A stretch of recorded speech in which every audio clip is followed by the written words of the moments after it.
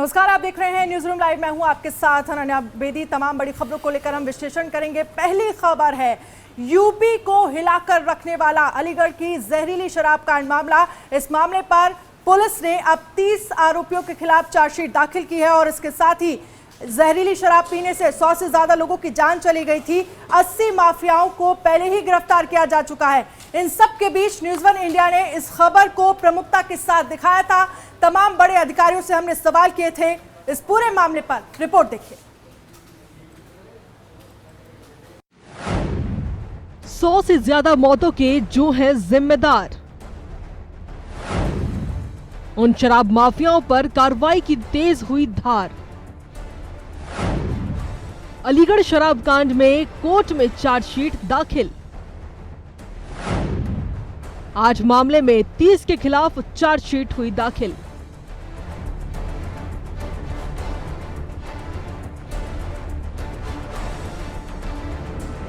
कितनों के परिवार उजड़ गए, कितने मासूम अनाथ हो गए।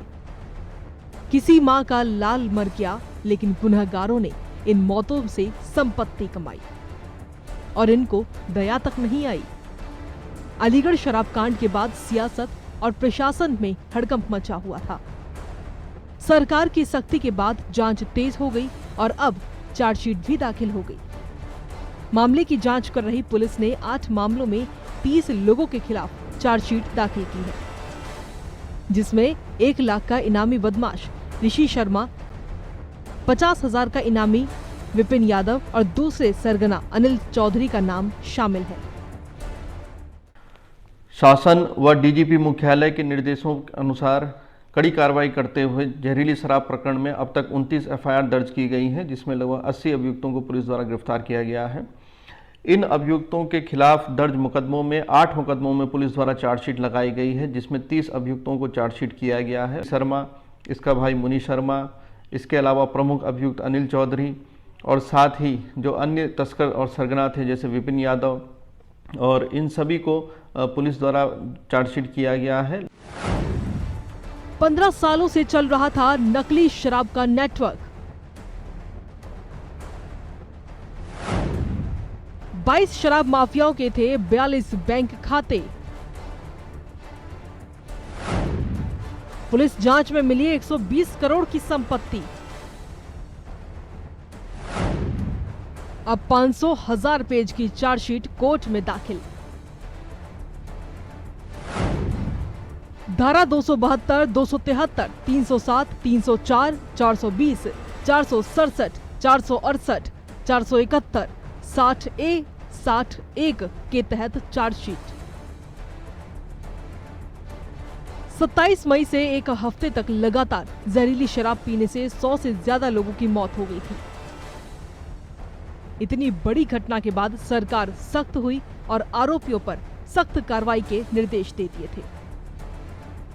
जांच कर रही पुलिस ने 1 महीने बाद 8 मामलों में 30 शराब माफियाओं के खिलाफ चार्जशीट दाखिल की है। शराब पीने से मरे व्यक्तियों की मिली विस्टा रिपोर्ट में जहरीली शराब की पुष्टि हुई है। साथ ही आबकारी विभाग से भी ढक्कन रैपर और QR कोड के संबंध में बरामद शराब फर्जी होने की रिपोर्ट मिली है। इतने बड़े कांड में पुलिस को जो राजनीतिक लोग बाग संरक्षण दे रहे हैं उनको, और प्लस जो आबकारी विभाग के अधिकारी हैं उनके खिलाफ भी FIR दर्ज करनी चाहिए।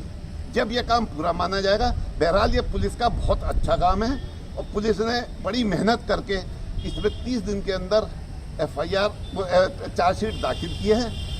कुछ भूमाफियाओं ने कोर्ट में भी जमानत के लिए अर्जी डाली थी, लेकिन वो कोर्ट ने खारिज कर दी क्योंकि पुलिस का पक्ष काफी मजबूत था। Yogendra Singh, news one India, Aligarh. और इस खबर पर ज्यादा जानकारी के लिए योगेंद्र सिंह हमारे साथ लाइव जुड़ गए हैं। योगेंद्र, न्यूज वन इंडिया ने इस खबर को प्रमुखता के साथ दिखाया था। आपने ग्राउंड जीरो से रिपोर्टिंग की थी, तमाम सवाल पूछे थे, लेकिन अब इस मामले पर लगभग 1 महीने बाद कार्रवाई हुई है।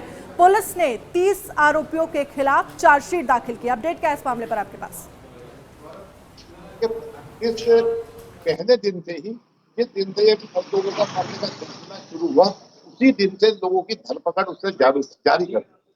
इस मामले में सबसे पहले जो पुलिस के हाथ चढ़ा था वो चढ़ा था अनिल चौधरी, उसके बाद चढ़ा विपिन, उसके बाद इस तरीके से जो मेन एक्यूज थे पुलिस ने गिरफ्तार किए। इसमें सबसे जो आखिर में चढ़ा है वो ऋषि मुनि, जो कि पुलिस ने गिरफ्तार किया। पुलिस की तफ्तीश जारी थी, लेकिन जिस तरीके से इन शराब माफियाओं के खिलाफ पहले भी कार्रवाई हुई, लेकिन कोई किसी के एफआईआर में नाम होने के बावजूद भी किसी की गिरफ्तारी नहीं हुई, ये पहली बार है। और मैं कहूंगा कि पहले असीम अरुण जी थे जिन्होंने इनके खिलाफ मुकदमे दर्ज कराए थे, और अब ये कलानिधि नैथानी है जो एसएसपी हैं, इन्होंने इनके खिलाफ हिम्मत करी है पूरी तरीके से। पूरी पुलिस को एक जो योगेंद्र, बहुत बहुत शुक्रिया तमाम जानकारी के लिए। और वही समाजवादी पार्टी के कद्दावर नेता आजम खान की मुश्किलें कम होने का नाम नहीं ले रही हैं। जौहर यूनिवर्सिटी उनके ड्रीम प्रोजेक्ट में शामिल रहा, लेकिन इस यूनिवर्सिटी को लेकर बवाल भी खूब हुआ। लेकिन अब ईडी रामपुर जिला प्रशासन से 5 मुद्दों पर ईडी ने जवाब मांगा है। कौन से वो 5 मुद्दे होंगे, इस रिपोर्ट में आपको दिखाएंगे। दोहरे मुसीबत में फंसे आजम खान। जौहर यूनिवर्सिटी मामले में फिर घिरे आजम। अब ईडी ने रामपुर के डीएम से मांगी जानकारी। जयाप्रदा पर टिप्पणी करने पर भी पड़ेगा भारी। सीतापुर जेल में बंद समाजवादी पार्टी के नेता आजम खान की मुश्किलें एक बार फिर से बढ़ सकती हैं। रामपुर में बने जौहर यूनिवर्सिटी मामले में प्रवर्तन निदेशालय ने आजम के खिलाफ 5 बिंदुओं पर जिला प्रशासन से रिपोर्ट मांगी है। ईडी ने डीएम से ये 5 जानकारियां मांगी हैं। जौहर यूनिवर्सिटी पर एडमिनिस्ट्रेटिव कंट्रोल किसका है? अब तक जौहर यूनिवर्सिटी मामले में क्या कार्रवाई हुई है? जमीन अधिग्रहण करने के वो सभी रिकॉर्ड मांगे हैं। स्थानीय पुलिस प्रशासन और राज्य सरकार के सभी आदेशों की कॉपी। इसके अलावा भी अगर कोई जानकारी है तो दीजिए। ईडी की तरफ से ये सारी जानकारियां रामपुर से मांगी गई हैं। उसमें ये कहा गया है कि आजम की जो ट्रस्ट है उसकी सारी डिटेल दी जाए। इसके अलावा जितनी आजम की जो ज़मीनें, जो सरकारी ज़मीनें थी, उस पर कब्जा किया हुआ था, उस पर रिपोर्ट मांगी गई है कि कौन कौन सी ज़मीन अभी रह गई है और कौन कौन सी को सरकार द्वारा निहित कर लिया गया है। और ईडी की वजह से मुझे अब पूरा विश्वास है कि दूध का दूध और पानी का पानी बहुत जल्द होगा। दरअसल जौहर यूनिवर्सिटी आजम खान का ड्रीम प्रोजेक्ट रहा है। 2006 में सपा सरकार के दौरान इसका शिलान्यास हुआ था। हालांकि ये यूनिवर्सिटी अपनी जमीनों को लेकर विवादों में आ गई। इस पर किसानों की जमीन कब्जाने का आरोप भी लगा। आजम खान अपनी शख्सियत के चलते अक्सर विवादों में रहे हैं। फिल्म अभिनेत्री और रामपुर की पूर्व सांसद जयाप्रदा से तो उनकी पुरानी अदावत रही है। जयाप्रदा पर अभद्र टिप्पणी करने के मामले में क्राइम ब्रांच ने मुरादाबाद से सपा सांसद डॉक्टर एसटी हसन समेत 3 सपा नेताओं के खिलाफ एमपी एमएलए कोर्ट में चार्जशीट दाखिल की है। एसटी हसन ने 2019 के लोकसभा चुनाव में रामपुर से आजम खान की जीत के बाद उनके स्वागत में मुरादाबाद में हुई एक सभा में जयाप्रदा के बारे में अभद्र टिप्पणी की थी। अदालत ने इस मामले में सुनवाई के लिए 15 जुलाई की तारीख तय की है। मोहम्मद आजम खान और उनके बेटे अब्दुल्ला आजम के खिलाफ इस मामले में 4 मार्च को ही आरोप पत्र दाखिल हो चुका है। न्यूज़ 1 इंडिया के लिए रामपुर से फहीम खान की रिपोर्ट।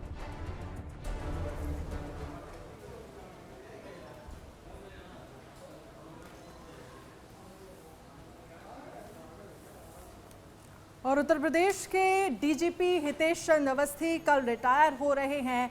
अंदर खाने में जो खबरें चल रही थी उसमें ये कहा जा रहा था कि उत्तर प्रदेश के सीएम योगी आदित्यनाथ उनसे नाराज थे, पॉलिटिकल खेमा भी नाराज था, पुलिस फोर्स में भी कुछ नाराजगी थी। लेकिन अगले डीजीपी की जो तैनाती है वो मेरिट के आधार पर होगी, ना कि कास्ट के आधार पर, ना सिफारिश के आधार पर। 3 नाम शामिल बताए जा रहे हैं इस रेस में। पहला नाम है नासिर कमाल का, दूसरा नाम है मुकुल गोयल और तीसरा नाम है आरपी सिंह का। इन सब के बीच कुछ लोग ये कयास लगा रहे हैं कि उत्तर प्रदेश के चुनाव को देखते हुए भी यूपी के डीजीपी की तैनाती की जा सकती है। रिपोर्ट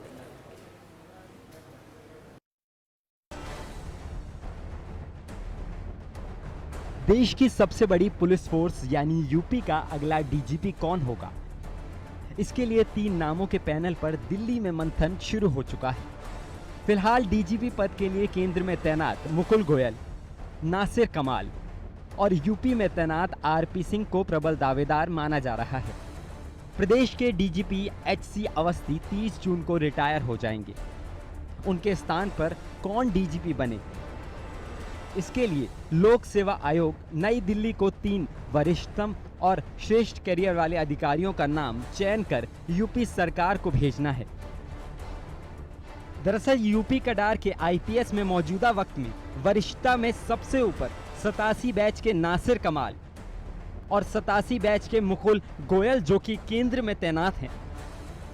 इसके बाद 87 बैच के ही आरपी सिंह, विश्वजीत महापात्रा, जीएल मीना और 88 बैच के पुलिस भर्ती बोर्ड के DG RK Vishwakarma, DG intelligence DS Chauhan और डीजी जेल आनंद कुमार हैं।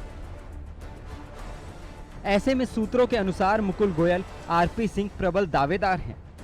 मुकुल का केंद्र में डीजी पद पर इम्पैनलमेंट नहीं हुआ है।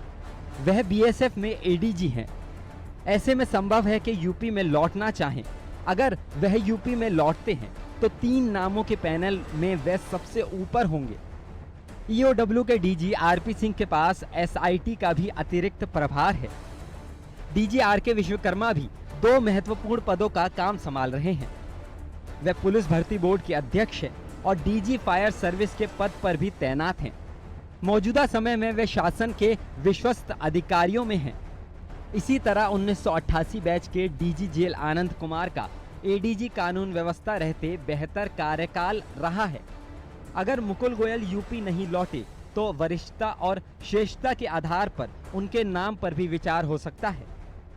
हालांकि कुछ लोगों का भी कहना है कि प्रदेश में डीजीपी की तैनाती यूपी चुनावों को ध्यान में रखकर की जा सकती है। Bureau report, news 1 India.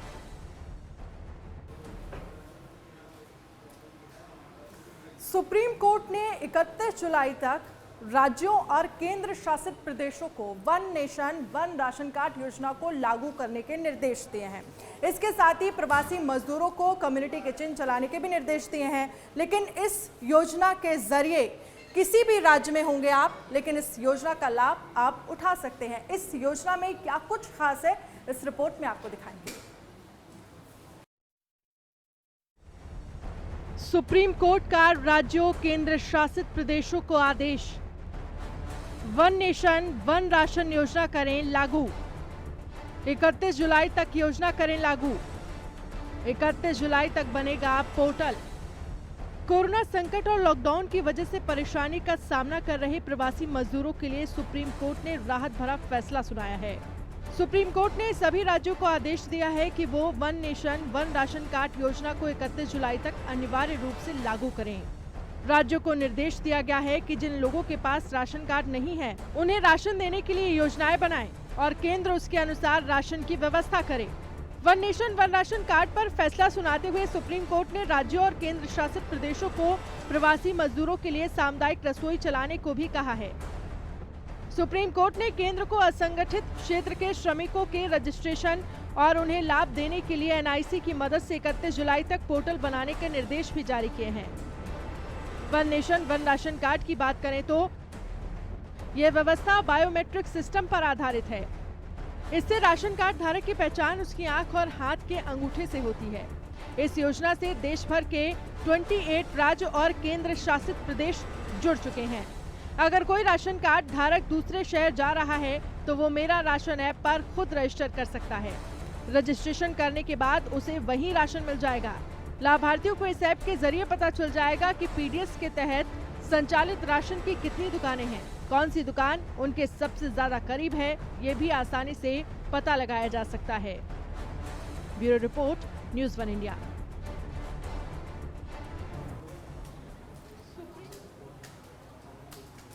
Sultanpur के एक अस्पताल का वीडियो वायरल हो रहा है जिसमें युवक को वैक्सीन की डोज खाली लगा दी जा रही है।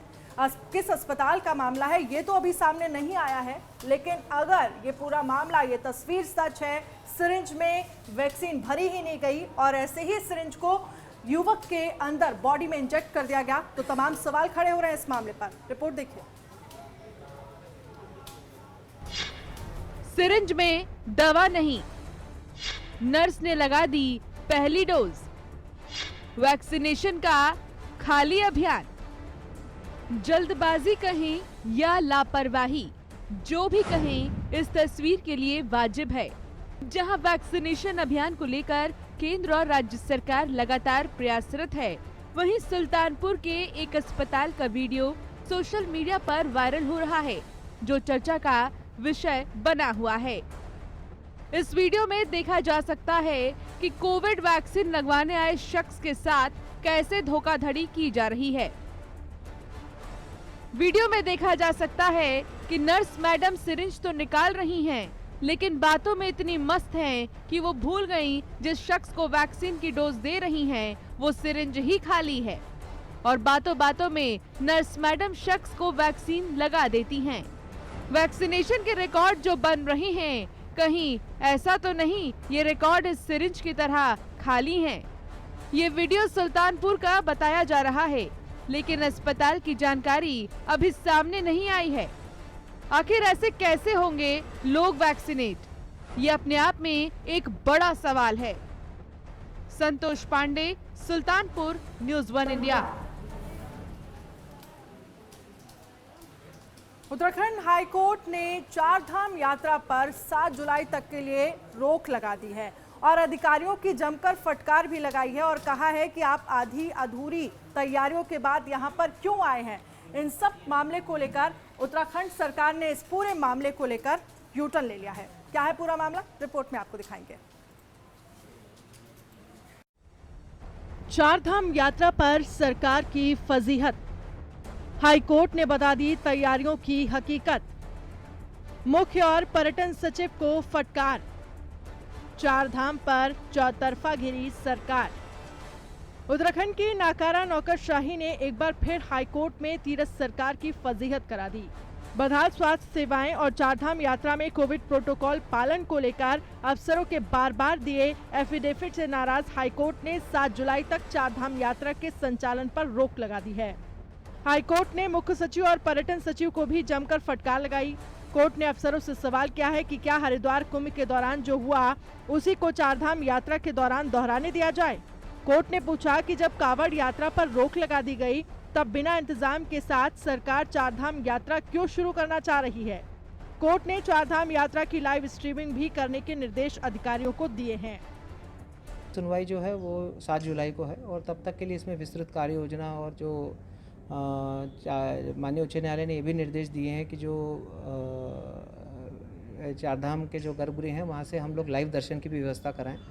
तो इस संबंध में राज्य सरकार को निर्णय लिया जाना है और देवस्थानम बोर्ड को इसमें कोई आपत्ति नहीं कोई दिक्कत है, हम इसको कर सकते हैं। लेकिन क्योंकि इसमें कुछ वहाँ के जो लोकल पंडे पुरोहित हैं उनकी जन भावनाएँ इसमें सम्मिलित हैं, उनसे भी बात कर ली गई है और अगर इसमें राज्य सरकार हमें निर्देशित करती है तो तदनुसार हम कार्रवाई करेंगे। आपको बता दें कि तीरथ सरकार ने 25 जून को हुई कैबिनेट बैठक में सीमित चारधाम यात्रा शुरू करने का फैसला लिया था। फैसले के तहत चमोली के लोगों को बद्रीनाथ धाम के दर्शन करने की इजाजत दी गई थी, जबकि रुद्रप्रयाग जिले के लोगों को केदारनाथ धाम और उत्तरकाशी के लोगों को गंगोत्री और यमुनोत्री धाम के दर्शन की अनुमति दी गई थी। साथ ही सरकार 11 जुलाई से यात्रा के दूसरे चरण में बाकी प्रदेशवासियों के लिए चारधाम यात्रा खोलने की तैयारी चल रही थी, लेकिन हाईकोर्ट चारधाम यात्रा की तैयारियों से संतुष्ट नहीं हुआ। चारधाम यात्रा स्थगित होने पर विपक्ष को भी बड़ा मुद्दा मिल गया। आप और कांग्रेस के नेता सरकार पर सवाल उठा रहे हैं। न्यायालय ने कहा है कि हमें सजीव चित्रण करके दिखाइए कि आप कैसे, आपकी टेस्टिंग प्रक्रिया होगी, कैसे आप चारधाम यात्रा करवाएंगे, ये आप हमको बताइए एक लाइव टेलीकास्ट के जरिए।